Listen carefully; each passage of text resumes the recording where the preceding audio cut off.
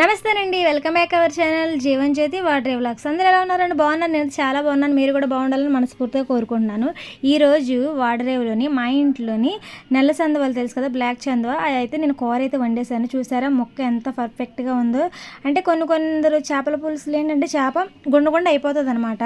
అలా కాకుండా అంటే కూరలా కాకుండా అలాగని చేపల చారులా కాకుండా దగ్గరికి అనమాట. అటు కూర కాదు, అలాగని చేపల చారు కాదు, పులుసు అనమాట.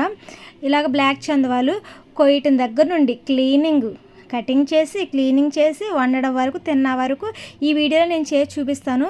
బ్లాక్ చందవాలు అనమాట. చూస్తున్నారు ఎలా చేస్తున్నారు. చాలామంది అడుగుతున్నారు కదా, కత్తిపేటతో కాకుండా ఇలాగా కత్తితో కూడా చేయడం చూపించండి అని. అందుకని చెప్పేసి నేనైతే చేపిస్తున్నాను అనమాట.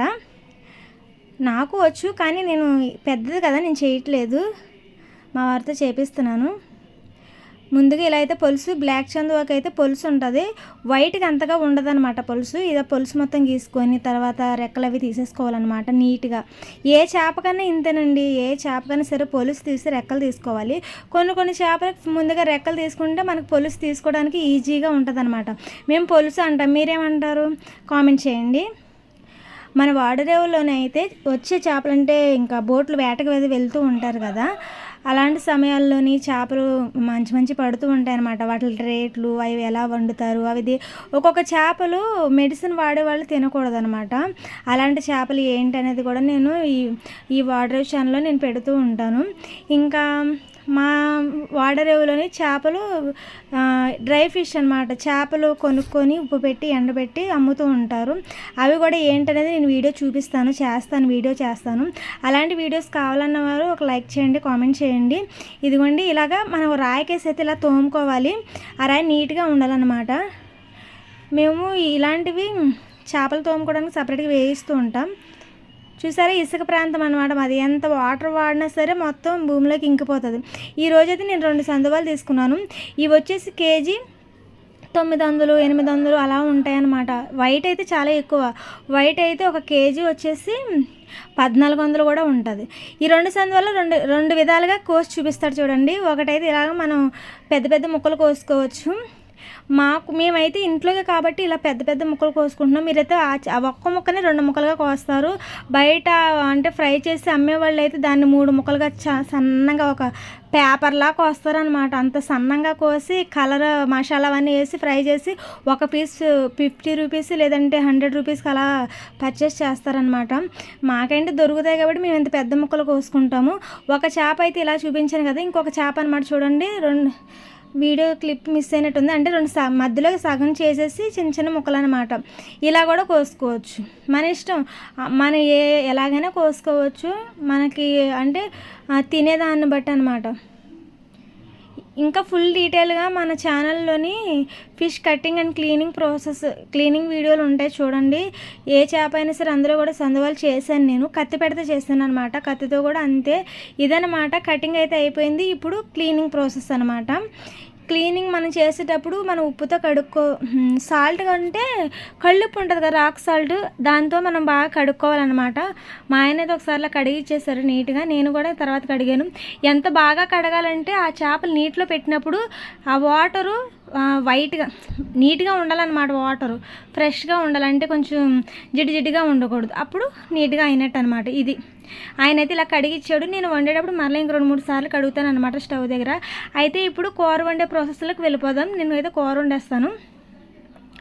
దీనికి కావాల్సింది ఉల్లిపాయ, టమాటా, పచ్చిమిరప, కరివేపాకు, కొత్తిమీర ఉంటే కొత్తిమీర అంతే అండి. ఇంకేం అవసరం లేదు. ఇంక నూనె, చింతపండు, కారం అంటే అవి కామనే కదా. ప్యాన్ పెట్టి సరిపడా ఆయిల్ వేసుకొని ఉల్లిపాయలు అలాగే కరివేపాకు వేయండి. పచ్చిమిరపకాయలు ముందుగా వేస్తే ఏంటంటే మెత్తబడిపోతాయి అనమాట. అలా కాకుండా మనకి ఫ్రెష్గా నీట్గా ఉండాలంటే మనం మధ్యలో వేయాలి. నేను చూపిస్తాను. తర్వాత అవి కొంచెం ఫ్రై అయిన తర్వాత టమాటాలు కూడా వేసేయండి. మధ్యలో సాల్ట్ వేసాను చెప్పలేదు కదా. సాల్ట్ వేస్తే ఏంటంటే ఉల్లిపాయలోని వాటర్ అంతా బయటకు వచ్చేసి తొందరగా మనకు ఫ్రై అయిపోతుంది అనమాట. ఇంకా టమాటా కూడా దగ్గరికి అయిపోయింది కదా. ఇది వచ్చేసి అల్లం వెల్లుల్లి పచ్చి కొబ్బరి అనమాట. అంటే అల్లం వెల్లుల్లి పచ్చి కొబ్బరి నేను పేస్ట్ చేస్తాను. ఇది వచ్చేసి గరం మసాలా కొంచెమే వేస్తున్నాను, ఎక్కువగా వేయట్లేదు, ఎందుకంటే మంచిది కాదు కదా. అల్లం వెల్లుల్లి ఎక్కువ వేస్తాను. ఇప్పుడు ఇది దగ్గరికి ఫ్రై అయిపోయింది కదా. ఇప్పుడు మనం చేపలు కూడా నీట్గా కడిగి పక్కన పెట్టేసుకుందాం. ఇప్పుడు వేయొద్దు, తర్వాత నేను వేసే ప్రాసెస్ చెప్తాను. ముక్క గుండ అవ్వకుండా అనమాట టిప్పులు చెప్తాను అనమాట. మేము చాలా చేపల కూరలు ఉండదు, మాకు ఆల్మోస్ట్ తెలుస్తాయి అనమాట ఏ చేప ఎలా వండాలి ఏంటి అనేది. లేదంటే కొన్ని చేపలు మెత్తగా అయిపోతాయి, కొన్ని చేపలు గుండ అయిపోతాయి. ఇప్పుడు నేను అల్లం వెల్లుల్లి పచ్చి కొబ్బరి అయితే వేసాను. పచ్చి కొబ్బరి ఈ పచ్చి మసాలా అందరూ పొళ్ళు వేస్తారు, పొళ్ళు అసలు వేసుకోకండి. ఇలా పచ్చి మసాలా చేసుకుంటేనే హెల్త్కి కూడా చాలా మంచిది. ఇంక మసాలాన్ని వేసి బాగా ఫ్రై చేస్తున్నాం కదా. ఆయిల్ పైకి తేలిన తర్వాత మాత్రమే మనం కారం, ఇప్పుడు మసాలా బాగా ఎగిపోయింది కదా, ఇప్పుడు కారం వేసుకోవాలి. కారం నేనైతే 2 గంటలు అయితే వేస్తున్నాను. నేను చేసే కూరకి 2 గంటలు సరిపోతాయి. అది కొంచెం లోతుగా ఉంది కదా, సరిపోతుంది. మీరు కూడా ఎన్ని సందువాలు తీసుకుంటున్నారో, ఎన్ని కూర వండుతున్నారో దాన్ని బట్టి కారం సరి చూసుకోండి. ఇప్పుడు కారం కూడా బాగా ఫ్రై అయిపోయింది కదా, ఆయిల్ పైకి తేలిపోతున్నప్పుడు ఇప్పుడు ఈ స్టేజ్లో వాటర్ వేసుకోండి. వాటర్ ఏంటంటే ముక్కలు మునిగే వరకు వేసుకోవాలన్నమాట. ఇప్పుడు ముందుగా అయితే ఒక గ్లాస్ వాటర్ వేసుకొని మసాలా మొత్తం బాగా కలుపుకోండి. ఇప్పుడు ఈ ముక్కలు అయితే యాడ్ చేసేయండి, బాగా కడుక్కొని నీట్గా ముక్కలు అయితే అందులో వేసేయండి. ముక్కలు వేసిన తర్వాత ఇక గరిటె ఎక్కువగా పెట్టకూడదు అనమాట. పెట్టినా సరే ఎలా పెట్టాలి ఏంటనేది ఈ వీడియోలో చూపిస్తాను చూడండి. అందరూ కూర ఫ్రైలు కలిపినట్టు కలిపేస్తారు, అలా కలపకూడదు.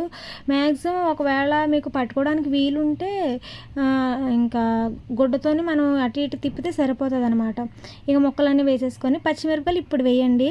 ఆ పచ్చిమిరపకాయల స్మెల్ చేపలకి నీట్గా చాలా బాగుంటుంది, తినటానికి కూడా పచ్చిమిరపకాయ స్మెల్ బాగుంటుంది. ఇప్పుడు మూత పెట్టేసి ఆ వాటరు మనం ఏదైతే వాటర్ వేసామో ఆ వాటర్ మొత్తం దగ్గరికి కొంచెం గ్రేవీగా అయిపోవాలన్నమాట. అయిపోయిన తర్వాత మనం ఇప్పుడు బాగా మసులుతుంది కదా,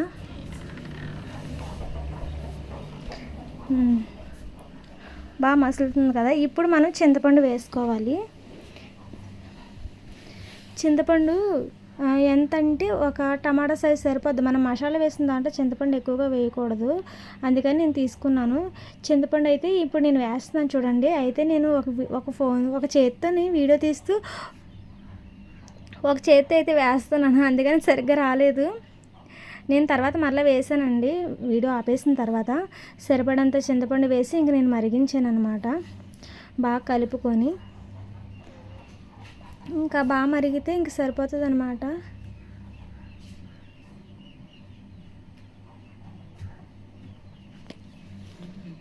ఏంటి ఇదిగో ఇలా కలపాలన్నమాట, గరిటె పెట్టకూడదు. ఇలా కలిపితే సరిపోతుంది. చింతపండు వేసిన తర్వాత నేను చింతపండు సరిపడంత వేసాను, వేసి ఇలా కలిపాను అనమాట.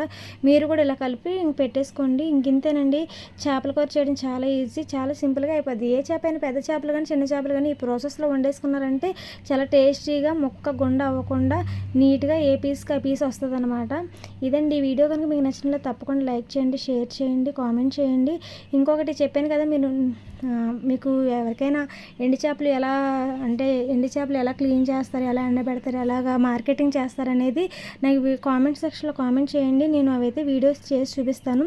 అవైతే నేను ఇంకా వీడియోలు నార్మల్గా వెళ్ళి చూస్తూ నేనైతే చెప్తానన్నమాట. మీకు నచ్చినట్లయితే తప్పకుండా లైక్ చేయండి, షేర్ చేయండి, కామెంట్ చేయండి. Thank you for watching. Thank you.